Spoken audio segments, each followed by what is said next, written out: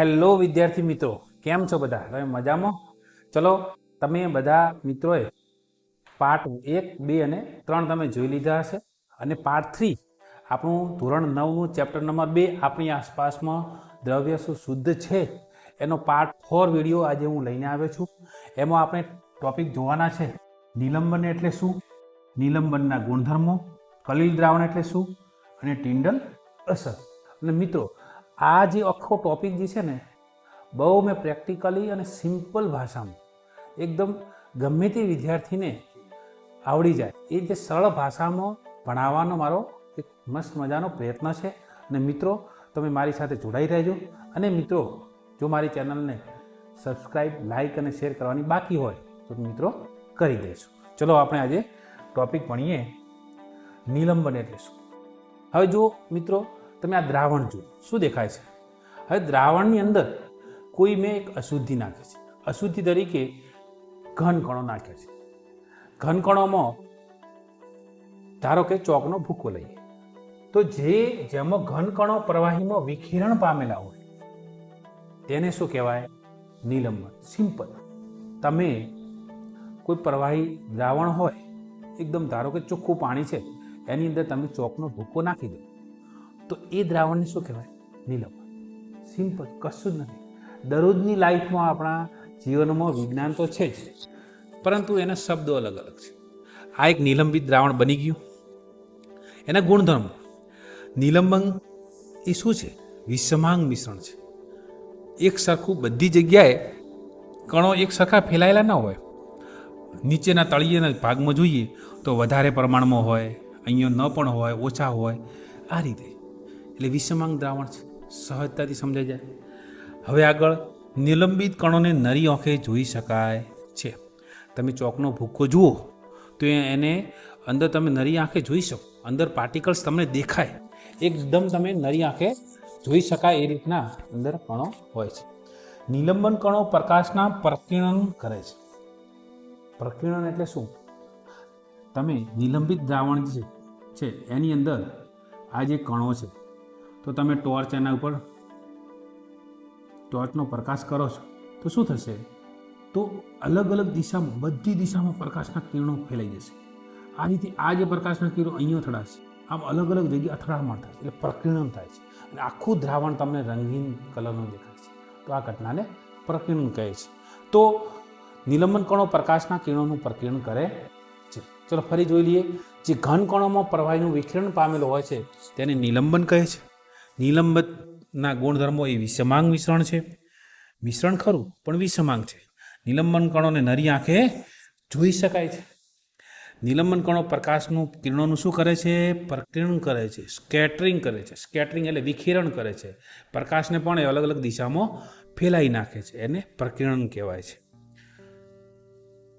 અને એક તમારી બુક જે છે, પાઠ્યપુસ્તક, એમાં પણ અમુક ગુણધર્મો જે છે એ આપણે જોઈ લઈએ. નિલંબનને કોઈ પણ ખલેલ પહોંચાડ્યા વગર તમે મૂકી રાખો તો દ્રાવ્યના કણો પાત્રના તળિયે બેસી જાય છે. સિમ્પલ.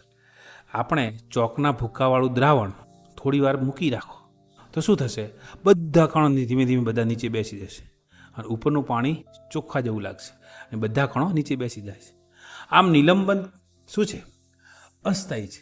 એ પરમેનન્ટ નથી. એ તમે મૂકી રાખો તો નીચેના કણો બેસી જાય છે, ઉપરનું પ્રવાહી જે છે અલગ થઈ જાય છે. એટલે એકદમ તમે નિલંબિત જે દ્રાવણ છે ને એકદમ સ્થાયી નથી. અને ગાળણ પ્રક્રિયા દ્વારા નિલંબન કણોને મિશ્રણમાંથી અલગ કરી શકાય છે.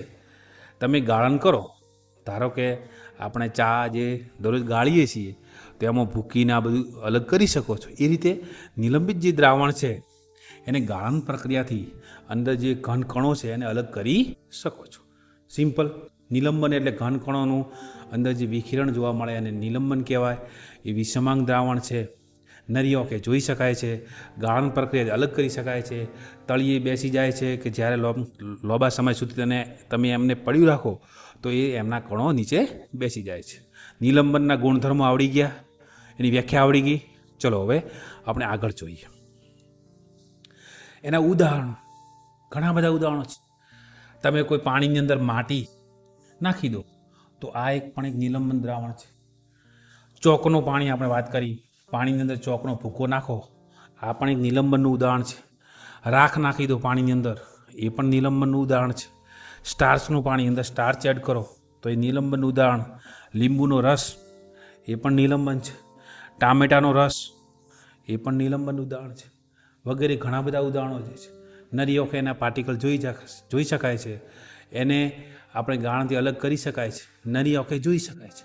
તો એ બધા શામાં આવશે? નિલંબનના ઉદાહરણોમાં આવશે. ચલો મિત્રો, હવે થોડીક વાત કરીએ કલીલ દ્રાવણ એટલે શું. વિગતવાર આપણે નેક્સ્ટ વિડીયોમાં જોઈશું, પરંતુ થોડીક બેઝિક માહિતી લઈ લઈએ. કલીલ દ્રાવણ એટલે શું? નિલંબન અને કલીલ દ્રાવણ થોડોક જ બારીક જ ફરક છે. નિલંબન અને કલીલ દ્રાવણમાં થોડો બારીક ફરક છે. કયો? કે જુઓ કે કલીલ કણો સમગ્ર દ્રાવણમાં એક સમાન રીતે ફેલાયેલા છે. સમગ્ર દ્રાવણમાં એક સમાન. કયું ઉદાહરણ લેવાય? કે આપણે ધારો કે અંદર પાણી ભર્યું છે બીકરની અંદર, અને એમાં તમે થોડું દૂધ નાખ્યું, તો દૂધના કણો સમગ્ર રીતે ફેલાઈ જાય છે. નિલંબનમાં શું હતું? સમગ્ર રીતે ફેલાય છે પણ એક સરખા નથી ફેલાતા. આમાં કલીલમાં તમે દૂધ નાખો તો બધા દ્રાવણમાં લગભગ એક સરખા જેવું તમને ફેલાયેલું જોવા મળે છે. જો આ સમજવા જેવું છે. મિશ્રણ સમાંગ જેવું દેખાય પણ ખરેખર કેવું દ્રાવણ છે? વિષમાંગ છે. સમજો, નિલંબન જે છે એ પણ વિષમાંગ દ્રાવણ છે, અને આ જે છે કલીલ દ્રાવણ એ પણ વિષમાંગ છે, પરંતુ દેખાય કેવું? સમાંગ જેવું. દ્રાવણ કેવું છે? વિષમાંગ છે, પણ તમે પાણીની અંદર દૂધ નાખી દો તો તમને કેવું દેખાય? સમાંગ જેવું. પરંતુ પરીક્ષામાં પૂછાય કે કલીલ દ્રાવણ એ કેવું દ્રાવણ છે? તો વિષમાંગ જ છે, પણ દેખાય કેવું? સમાંગ મિશ્રણ જેવું. જુઓ, એની અંદર સમાંગ દ્રાવણમાં શું હોય? પાર્ટિકલ્સ કેવા? એકદમ સૂક્ષ્મ હોય, નરી આંખે જોઈ શકાય જ નહીં, અને તમે થોડી વાર એમને પડ્યું રાખો તો પણ એના કણો નીચે તળિયે બેસી જતા નથી. કલીલ દ્રાવણમાં શું હોય? કે સમાંગથી થોડા અંદર પાર્ટિકલ્સ થોડા પ્રમાણમાં નાના હોય છે, કે જે આપણે કલીલ દ્રાવણ જોયું તે એકદમ સૂક્ષ્મ હોય છે.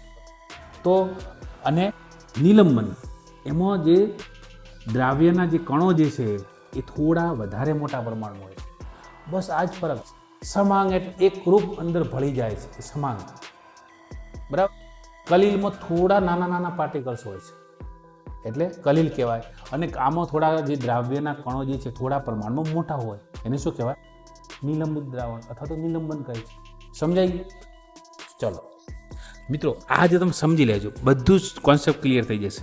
કશું જ નથી કે જે દ્રાવક જે છે એની અંદર એડ કરો છો દ્રાવ્ય, એ કેવું છે એના આધારે બધા જ ફરક, એના તફાવત અથવા તો અલગ અલગ નામ આપવામાં આવ્યા. એકદમ સૂક્ષ્મ કણો હોય અને જે દ્રાવ્ય એકદમ મિક્સ થઈ જાય, એ તો આને શું કહેવાય? સમાંગ મિશ્રણ. બરાબર. પછી આમાં નાના પાર્ટિકલ્સ હોય થોડા, નરી આંખે તમે જોઈ ના શકો, બરાબર, તો એને કહેવાય કલીલ દ્રાવણ. અને એકદમ પાર્ટિકલ થોડા ચોકના ભૂકા જેવા થોડા મોટા હોય, એને કહેવાય નિલંબન. ચલો, સમજાઈ ગયું? ચલો હવે આપણે આગળ જોઈએ. હવે ટિન્ડલ અસર. હવે કલીલ કણનું કદ કેવું આપણે જોયું ને, કે એનું કદ નાનું હોય છે. કલીલ કણો પ્રકાશના કિરણપુંજને સહેલાઈથી પ્રકીર્ણન કરી શકે છે. તમે મિત્રો ગ્લાસ લો છો અને એની અંદર પાણી ભરી નાખો છો, પછી તમે થોડા દૂધના કણો એટલે કલીલ કણો એડ કરો. કલીલ કણો એટલે કંઈ અલગ નથી, એમાં દૂધ નાખો એટલે કલીલ કણો જ કહેવાય. તો તમે કલીલ કણો નાખ્યા અને જો તમે ટોર્ચથી લાઇટ કરશો તો તમે દૂધની અંદર એનું માર્ગ તમને દેખાય છે. એનો માર્ગ કેવો છે? દ્રશ્યમાન માર્ગ થાય છે. અને શું કહેવાય? કલીલ કણો અથવા તો કલીલ એટલે એનો ગુણધર્મ છે. કલીલ કણો પ્રકાશના કિરણપુંજને સહેલાઈથી પ્રકીર્ણન કરી શકે છે, એટલે આને કહેવાય ટિન્ડલ અસર. વધુ એક આ પણ મેં એક એક્સપેરિમેન્ટ કર્યો હતો, એમાં એનો ઇમેજ તમને બતાવું છું તો તમને આખું દ્રાવણ રંગીન જેવું દેખાય છે. બરાબર. નિલંબન દ્રાવણમાં તમે આ રીતે અથવા તો તમે કલીલ દ્રાવણમાં આ રીતે ટોર્ચ કરો છો તો તમને આખો માર્ગ તમને દ્રશ્યમાન થાય છે.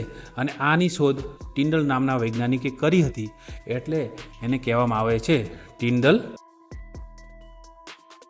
આજનો ટોપિક આટલા સુધી. નેક્સ્ટ પાર્ટ 5 વિડીયો છે. એમાં મિત્રો બધા જ અગત્યના MCQ, અગત્યના પ્રશ્નો જે પરીક્ષામાં પૂછવા લાયક છે તે એના સાથેનો પાર્ટ 5 વિડીયો લઈને આવીશ. અને તમારે આખા જે ચેપ્ટર પાર્ટ 1 to 4માં તમારે ડાઉટ હશે તો એ બધા જ પ્રશ્નો તમારા એ મારા MCQ જો લઈને આવું છું એમાં તમને બધા જ સોલ્વ થઈ જશે, જેથી કરીને તમે મારો પાર્ટ 5 વિડીયો જોવાનું ચૂકતા નહીં. અને મિત્રો મારી ચેનલને લાઇક, શેર અને સબસ્ક્રાઈબ કરવાની બાકી હોય તો કરી દેજો, જેથી કરીને આપના ભાઈને એક મોટિવેશન મળશે. જય ભારત, જય હિન્દ.